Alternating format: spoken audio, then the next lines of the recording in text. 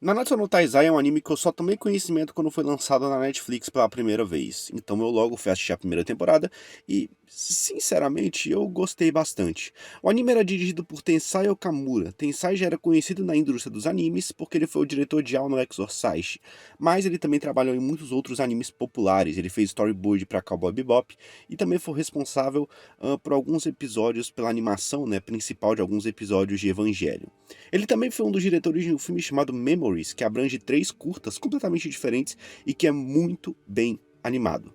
Mas enfim, a animação de Nanatsu me surpreendeu bastante porque, apesar de não ser um ápice que a indústria dos animes já atingiu, além dos traços serem bem bonitos, as cenas de luta geralmente eram bem animadas, o que botava o anime em uma escala, na minha opinião, acima da média, principalmente quando comparado a outros animes que estavam em execução no mesmo período e que faziam parte daquele mesmo, vamos dizer assim, subgênero dos Battle Shounen, que nem é um gênero de fato, mas enfim. O estúdio responsável por Nanatsu era o A1 Pictures, conhecido também por seu estúdio de animação de Sword Art Online, Ao no Exorcist e Kaguya-sama. O mesmo estúdio foi mantido para segunda temporada, entre aspas. Quando eu falo segunda temporada de Nanatsu, eu me refiro à segunda temporada fora a temporada filler. Então eu tô me referindo especificamente àquela em que os 10 mandamentos são apresentados e eles matam Meliodas e etc. Por mais que o estúdio tenha se mantido o mesmo, o diretor foi trocado. O responsável agora seria Takeshi Furuta, que já participou de Detetive Conan, Dragon Ball Super fazendo storyboard, Haikyuu, Inuyasha e Cavaleiros dos Zodíacos.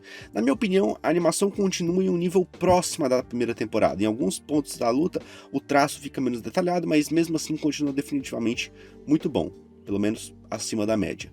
Em 2018, o estúdio A1 Pictures termina sua participação com a série de Nanatsu, lançando o filme Prisioneiros do Céu. Agora, é aqui que as coisas começam a ficar engraçadas, porque o filme Prisioneiros do Céu não vendeu tão bem assim.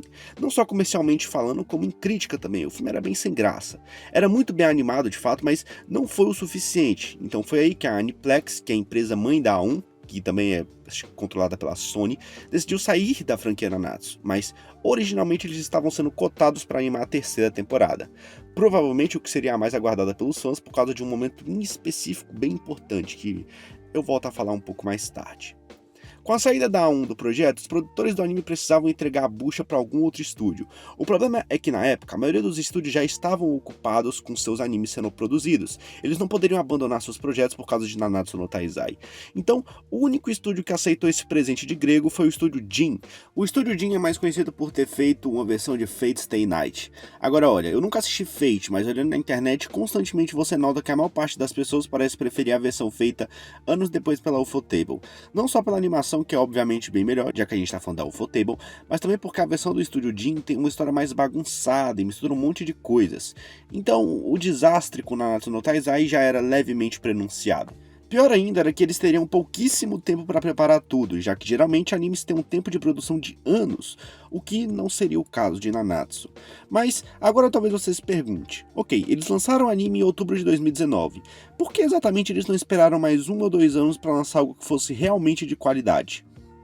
Bom, o motivo é simples. Dinheiro. Quem é verdadeiramente dono de Nanatsu ganha dinheiro com qualquer tipo de mídia ou produto que tenha o nome da franquia envolvido. Seja um anime, ou um jogo, ou um travesseiro da Merlin que eu sei que você tem vontade de comprar, ou qualquer merda do tipo. Coincidentemente ou não, em março de 2020 foi lançado um jogo mobile da franquia chamado Nanatsu no Taizai Grand Cross. O lançamento no Japão e na Coreia foi em junho de 2019, mas o global foi em março de 2020. Eles precisavam lançar um anime nesse período do final de 2019 para embalar o público e lançar conteúdo extra pro jogo. Óbvio que em março de 2020 o mangá já estava muito avançado em relação ao anime, mas a mídia principal de Nanatsu ainda é, ou era, sei lá, a versão em anime. É sem sombra de dúvidas a versão mais consumida pelo público, não só no caso de Nanatsu, como em muitos outros. O jogo é um sucesso da Netmarble, foi responsável por um aumento de 11% nas vendas da empresa. Lançaram a terceira temporada em 2021, realmente poderia ter ocasionado uma qualidade superior para a produção, e isso com certeza agradaria os fãs. Mas agradar os fãs não é exatamente o que eles estão procurando nessa indústria. Demorar tanto tempo assim impactaria diretamente no hype do jogo. E impactar no hype do jogo é igual ao jogo não vender tanto assim. E o jogo dá muito dinheiro. Mas essa é a minha teoria pessoal do porquê eles decidiram não adiar a terceira temporada. Mas o motivo pode ter sido outro. Não pensaram em adiar a terceira temporada, mesmo sabendo que o próprio estúdio Jim, contratado para fazer a animação, iria terceirizar essa tarefa para um estúdio ainda menor chamado Marvel Black, que na maioria das vezes agiu como assistente de animação ou como segundo animador principal de alguma obra, e de repente eles teriam um sucesso como Nanatsu no Taizai jogado na mão deles. A catástrofe estava oficialmente anunciada, e quando o anime foi lançado, o público notou mais um detalhe que chamou a atenção: as censuras. Logo no primeiro episódio, o anime saiu disso pra isso. Puta que pariu. A luta tão aguardada entre Meliodas e Escanor não teve só problemas de animação, que tornaram a luta enfadonha, mas a própria montagem do episódio atrapalhava o conflito, porque ele cortava entre o início da luta entre os dois e a luta contra Meracila, muito diferente do mangá, que quando essa luta finalmente chegou, decidiu focar 100% nela, para depois resolver as outras pendências. Sério, depois da segunda temporada eu comecei a ler Nanatsu ao invés de ficar esperando a terceira temporada, e quando a luta entre Meliodas e Escanor chegou, a história já estava bem lá na frente no mangá, mas eu quis voltar só pra ver como eles haviam adaptado a luta e meu Deus, o que diabos foi isso? Sinceramente parece um trabalho feito por um único fã. Não é querendo desmerecer uma fan animation, mas é nítida a diferença entre uma animação feita por um cara só e uma animação feita por um estúdio com dezenas de pessoas. Bom, geralmente é nítida a diferença, não foi o caso em Nanatsu no Taizai. As fan animation que você vê pela internet inclusive parecem ser melhores que da luta original. Puta que pariu. Eu recomendo fortemente a leitura do mangá pra essa parte, tá? Na real, eu recomendo a leitura do mangá pra qualquer coisa que venha pós segunda temporada. Eu acho que também não ajuda muito na produção o fato de que a partir da terceira temporada, na verdade a partir dos episódios que compõem a terceira temporada, a série começou a receber muito mais críticas quanto à qualidade da escrita do autor e as decisões que ele toma no enredo. Na época, uma parte das pessoas ainda imaginou que a Netflix poderia, por exemplo, corrigir a animação, mas isso não foi possível, porque ela não tem voz nenhuma quando se trata de uma animação de uma série. Mas a versão Blu-ray tenta dar uma enxugada no design horrível dos personagens e meio que até consegue um pouco. Só um pouquinho mesmo. Em 2021, a quarta temporada foi lançada e meio que é a mesma coisa da terceira. O estúdio continua sendo o estúdio Jim, porque talvez agora os produtores querem de fato matar a franquia.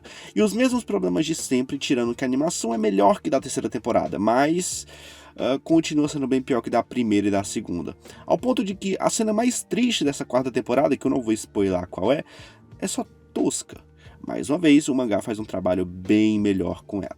Não satisfeitos, a produção ainda delegou ao estúdio Jim a animação em CGI do novo filme de Nanatsu, que conta a história do filho do Meliodas, que eu acho que se chama Tristan, mas se não for também, foda-se, ninguém liga. Eu não sou um hater de CGI em anime, que odeia qualquer coisa que use dessa técnica, mas o pequeno trailer divulgado é sinceramente constrangedor, então eu prefiro ignorar que esse filme vá acontecer de fato. Mas eu acho que é basicamente isso. Eu espero que você tenha gostado do vídeo, se você gostou apoie com seu like, e